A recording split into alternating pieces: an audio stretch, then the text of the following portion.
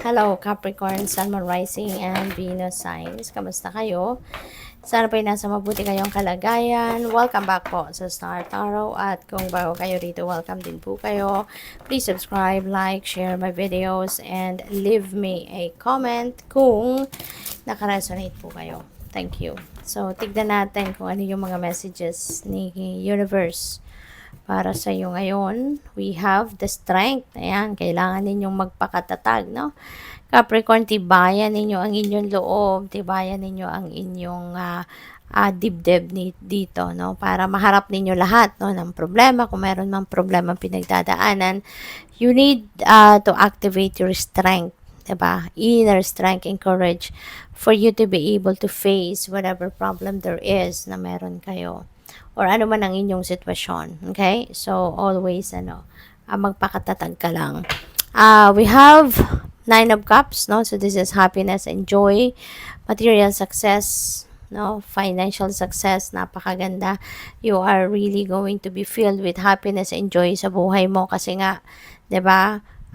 Kung ano yung mga heart desires mo, kung ano yung mga pangarap mo, ano siguro yung mga goals mo dito, wishes ninyo are coming to fruition. They are coming true. So, makukuha mo na sila. Ibibigay na sa'yo ng universe, no? Kung ano man ang mga ito.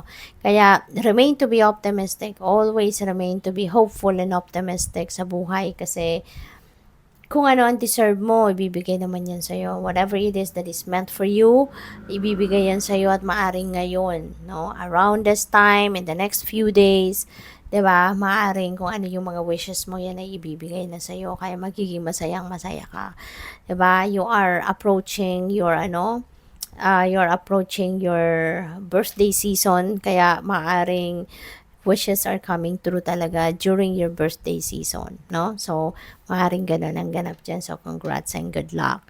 5 of Wands, no? Maaaring meron kayong competition sa trabaho. Pwedeng competition yan sa posisyon sa trabaho for siguro tawag dito, yung promotion, mga ganon. Or pwede rin na meron kayong ka-competition, no? Meron kayong ka-rivalry dito, no? Pagdating sa relationship, pwedeng ganon, no? It could be in any area of life, but yeah, so meron siguro kayong ka-competition dito. Pwede rin na meron ditong conflict kayo with another person. Pwedeng meron kayong conflict sa katrabaho, no? Maaaring meron kayong hindi na pagkakaintindihan, maybe you're not on the same page, hindi kayo nag-agree sa isang project or sa isang proposal or whatsoever. So, maaaring may debate, merong heated argument, maaaring ganun. So, kaya siguro kayo mayroong strength dito, no? Lakasan mo lang loob mo at kaya mo yan, 'di ba? Kung sa tingin mo na yan ay tama, yung position mo nasa tama kang lugar, then ipaglaban mo, go for it, diba? So, tignan natin kung ano pa ang mga kaganapan dito for Capricorn. Let's see what else.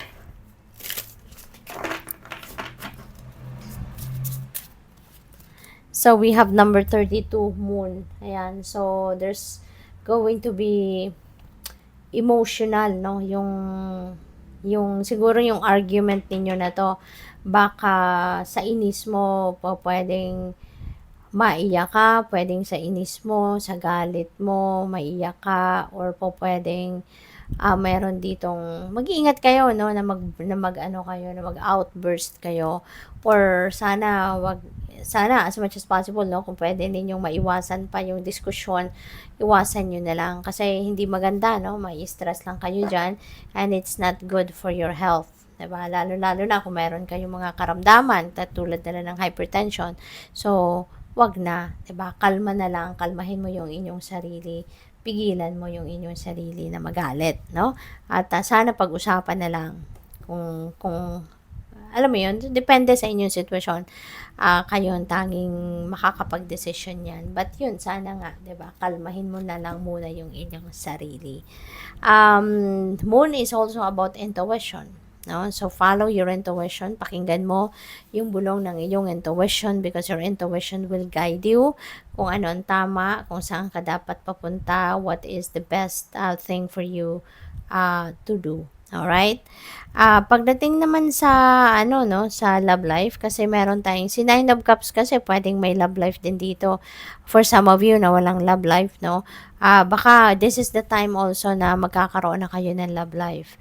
Baka meron kayong papasuking love and romantic relationship at this time. So, si Moon kasi ano din, um, maaaring pagdating sa love, maaring meron kayo ritong